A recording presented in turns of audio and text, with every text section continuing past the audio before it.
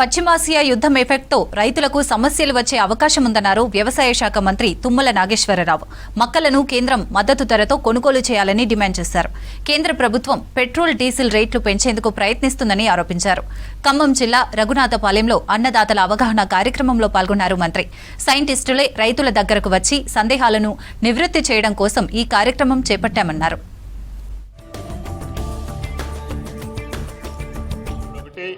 Petrol, diesel మీద ఈ యొక్క క్రైసిస్, ఎందుకంటే కేంద్ర ప్రభుత్వం దొంగచాటుగా ఈ యొక్క పెట్రోల్ ధరల్ని పెంచటం బయటికి చెప్పట్లేదు, కానీ కంపెనీ వాళ్ళకి 30 రూపాయలు లాస్ వస్తుంది.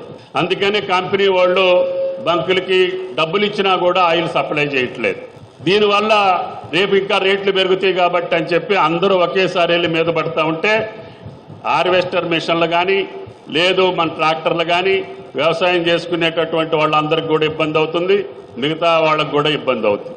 ఇప్పుడు మొక్కజొన్న కొన్నాటిని తీసుకెళ్లి గోడౌన్కి పెట్టాలి, అదేవిధంగా ప్యాడీని తీసుకెళ్లి గోడౌన్లో పెట్టాలి.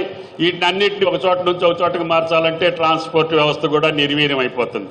అంటే కేంద్ర ప్రభుత్వం యొక్క చర్యలు ఈ రాష్ట్ర రైతాంగం మీద ఇబ్బంది పడుతుంది.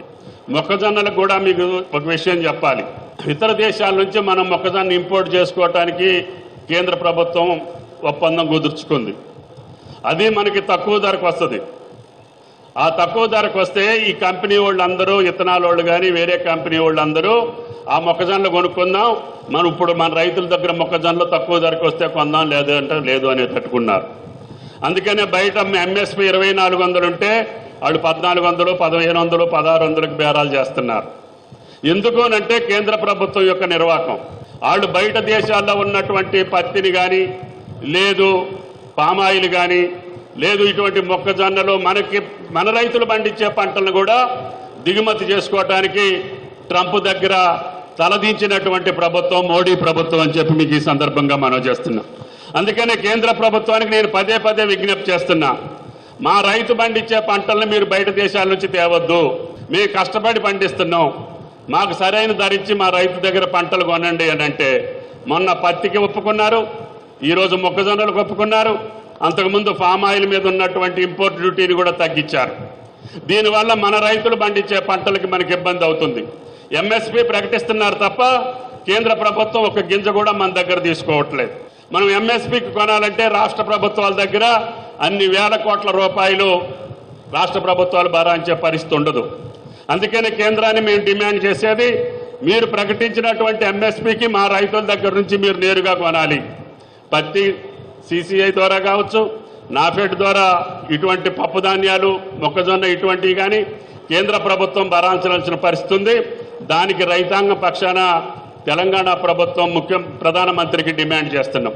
మేము ముఖ్యమంత్రి గారు, నేను అనేక సందర్భాల్లో వ్యవసాయ మంత్రిని అడగటం జరిగింది. అదేవిధంగా అందరినీ కేంద్ర ప్రభుత్వంలో ఉన్నటువంటి పరిస్థితులన్నింటినీ, ఈ యుద్ధం వల్ల మనకి ఇంకా సమస్యలు వస్తున్నాయి. మనం పండించినటువంటి ఏ పంట కూడా సముద్ర మార్గాన బయటికి దేశాలకు వెళ్ళే పరిస్థితి లేదు. దానివల్ల కూడా మన ధరలు తగ్గిపోయే అవకాశం ఉంది. అదేవిధంగా బయట దేశాల్లో తయారయ్యే యూరియా కానీ కాంప్లెక్స్ కానీ ఎరువులన్నీ కూడా మనకి పక్క దేశాల నుంచే రావాలి. ఈ ట్రంప్ యుద్ధం వల్ల, ఈ ఇరాన్ ఇరాక్ యుద్ధం వల్ల మనకి ఓడలు కూడా ఎరువులు కూడా వచ్చే పరిస్థితి లేదు. అంటే రేపు రైతాంగానికి తీవ్రమైన